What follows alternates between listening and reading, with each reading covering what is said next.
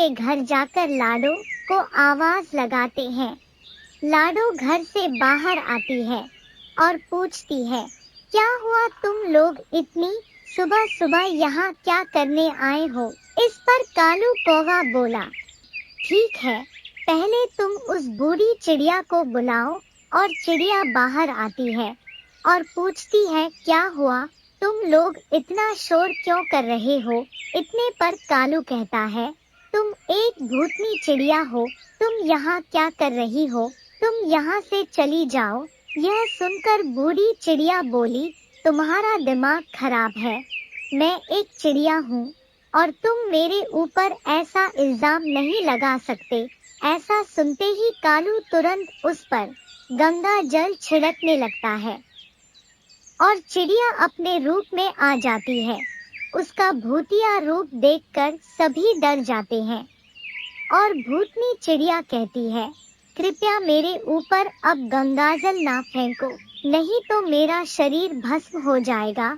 यह सुनकर लाडो कहती है, अब तुम लोग रुक जाओ, एक बार उनकी बात तो सुन लो।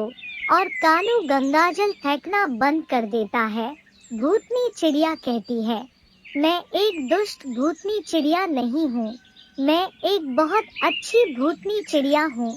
जब मैं छोटी थी तब कुछ पक्षियों ने मुझे मजाक मजाक में रस्सी से टांग दिया और मेरा दम घुटने लगा, जिससे कि मेरी मृत्यु हो गई और मेरी आत्मा इधर उधर घूमने लगी। यह सुनकर लाडो चिड़िया भी बहुत उदास हो जाती है और कहती है, तुम लोग यहाँ से चले जाओ और अब मैं यही रहूंगी। इस पर भूतनी चिड़िया बोली, नहीं लाडो बेटा, अब मेरा जाने का समय हो गया है, तुम जब भी मुझे याद करोगी मैं तुम्हारे पास चली आऊंगी और तुम्हें कभी किसी चीज की कमी नहीं होगी। कालू ने गंगाजल छिड़क कर मुझे मुक्ति दे दी है, तुम एक बार मुझे दादी माँ कहकर पुकारना, तुरंत तुम्हारे पास चली आऊंगी। लाडो उदास होकर कहती है, ठीक है दादी माँ, आप जाइए। और अब भूतनी चिड़िया वहाँ से गायब हो जाती है। टंकपुर के जंगल में लाडो चिड़िया अपने बच्चों के साथ एक घोंसले में रहती थी। नदी पास होने के कारण लाडो चिड़िया को पानी लेने के लिए दूर नहीं जाना पड़ता था, जिससे कि उसे पानी पीने में बहुत ही आराम होता था। लाडो चिड़िया के बच्चे भी बहुत छोटे छोटे थे और वह उड़ भी नहीं सकते थे। एक दिन लाडो चिड़िया अपने बच्चों से बोली, बच्चों तुम दोनों यही रहना और मैं खाने के लिए कुछ फल लेकर आती हूँ। चिड़िया फल की तलाश में उड़ने लगती है। तभी उसे रास्ते में सेब के फल का बगीचा नजर आता है। वहाँ से वह 2 सेब तोड़ लेती है और उड़ने लगती है। तभी अचानक से तेज आंधी तूफान आ जाता है। लाडो चिड़िया काफी डर जाती है और वह सोचने लगती है कि मेरे बच्चे तो अकेले ही हैं घोंसले में और उन्होंने अभी उड़ना भी नहीं सीखा है, कहीं वह इस हवा में उड़ ना जाए। लाडो अपनी चिंता किए बिना आंधी तूफान भरे मौसम में तेजी से अपने घर की ओर उड़ने लगती है और अपने घर पहुंच जाती है। अपने बच्चों से कहती है, घोंसले में छुप जाओ, तुम लोगों को अभी उड़ना नहीं आता है, आंधी बहुत तेज है और तुम लोगों को उड़ा ले जाएगी। बच्चे घोंसले में छुप जाते हैं। तभी तेज हवा का झोंका लाडो चिड़िया के घोंसले को पास के नदी में गिरा देता है और लाडो चिड़िया उड़ने लगती है। अपने बच्चों को बचाने की कोशिश में नदी के पास जाती है, लेकिन हवा का वेग इतना तेज था कि घोंसला नदी में बह जाता है। अगली सुबह लाडो नदी किनारे बैठकर रो रही थी, क्योंकि वह अपने बच्चों को नहीं बचा पाई थी। तभी उस नदी में घोंसला एक किनारे पर रुका था। तब उस घोंसले पर मिट्ठू तोते की नजर जाती है।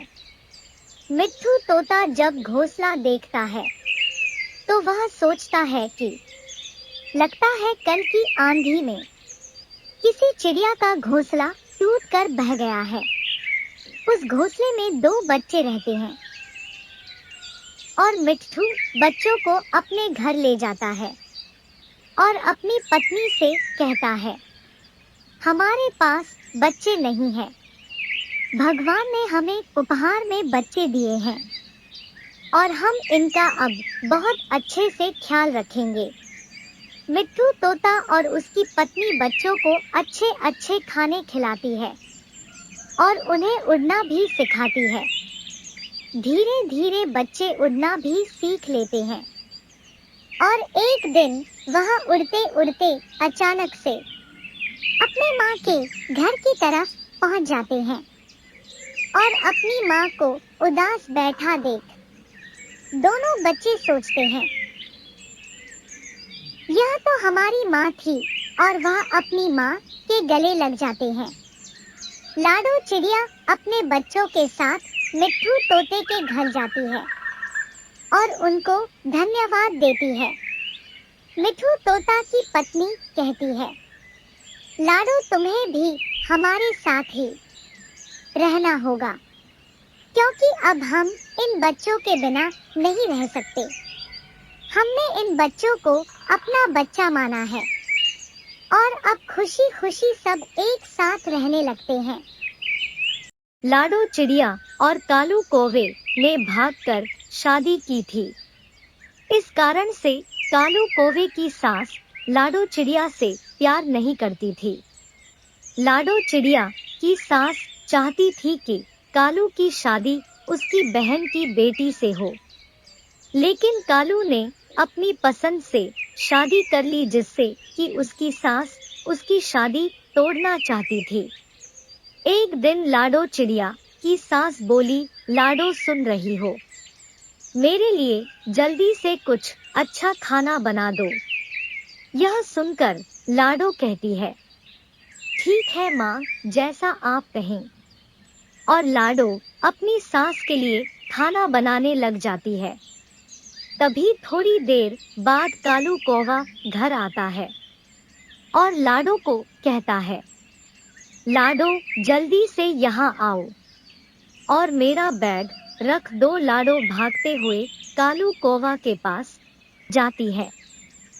तभी चुपके से कालू कौवा की माँ किचन में जाती है और खाने में नमक तेज कर देती है।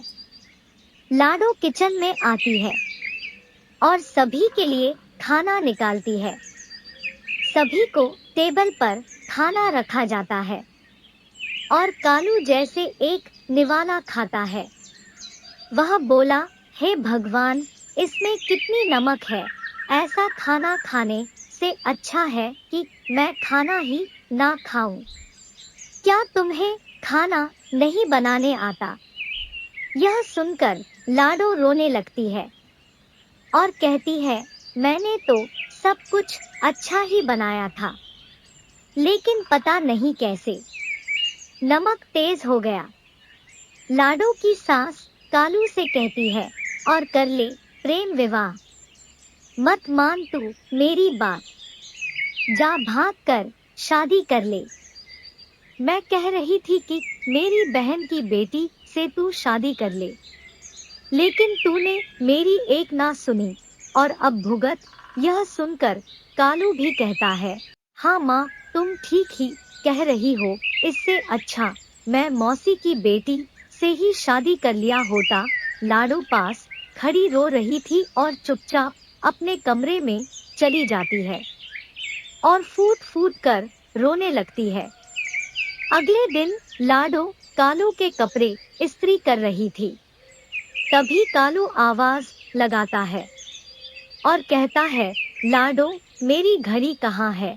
लाडो भागती हुई कालू कौवा के पास जाती है और कहती है, यह रही आपकी घड़ी। तभी कमरे में बैठी लाडो की सास कपड़े पर इस्त्री गिराकर जला देती है। जब लाडो यह सब कुछ देखती है तो वह जान जाती है यह सब उसकी सास ने किया है, और वह अपने सास से कहती है कि मुझे सब कुछ पता चल गया है कि खाने में भी नमक आपने ही तेज किया था और इस पैंट को भी आपने जलाया है। लेकिन कालू इस बात पर विश्वास नहीं करता। एक दिन कालू कौवा की माँ की तबीयत खराब हो जाती है और वह बहुत ज्यादा बीमार पड़ जाती है। लाडो उसकी बहुत सेवा करती है, जिससे कि उसकी सास को अपनी गलती का एहसास होता है और वह कालू को बुलाती है। कहती है कि कालू, सारी गलती मेरी है। मैंने उस दिन खाने में नमक तेज किया था और तुम्हारी पैंट जलाई थी, क्योंकि मैं चाहती थी कि लाडो यहाँ से चली जाए और मैं तेरी शादी अपनी बहन की बेटी से करा सकूं।